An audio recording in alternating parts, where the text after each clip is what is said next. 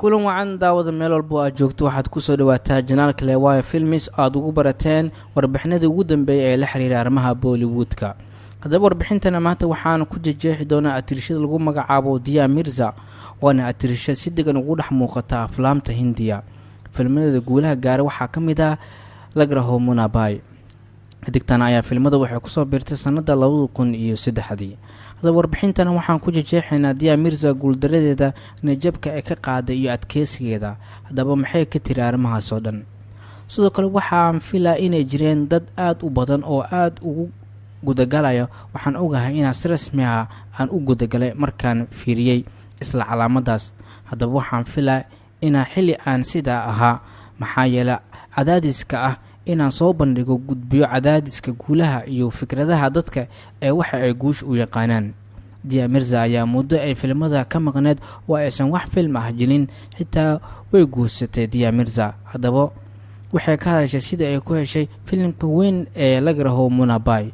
Inta aanan sameynin Lag Raho Munabai waxaan sameeyay filmo badan, filmadaas oo aan si fiican guulo u gaarin, aadna waan u shaqeynayay, laakiin ma awoodin inaan isa soo saaro.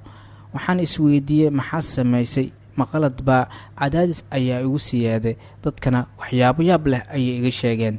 Taasina waxay ahayd arrin kaloo dhabtii murugo leh, taasoo oo jilayaasheena aan sameyno guuldarooyinka filmada oo lagu daro guuldarada jilaaga. Markii aan jiray da'ada 19 ilaa 20 sano jir, waxaan isweydiiyay meeqa film ayaad ku haysatay jeebkaaga.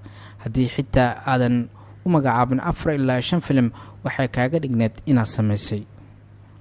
atirshada ayaa dhawaan waxay kala tageen seegeeda, dhinaca kalena waxa ay ka hadashay sida ay qof ahaan aad isku celin kartid guulahana aad ku gaari kartid. waxaa jira sheeyooyin qaar ah aad isku darsato kaana dhigayo mid guulo ku horseeda nafsad ahaanna ku xasiliya, mana fududa, laakiin sheyga wanaagsan ayaa taasi ah. wax ka weyn ma jirto guulaha adkeysiga iyo inaad sameyso wax aad aaminsan tahay, ayay hadalkeeda kusoo xirtay atirshada Dia Mirza. atirshadana ayaa dhawaanadan wax filan ka soo muuqana saatay waxay u janjartaa dhinaca fashionka iyadoona saameyn xaggaasi ku leh.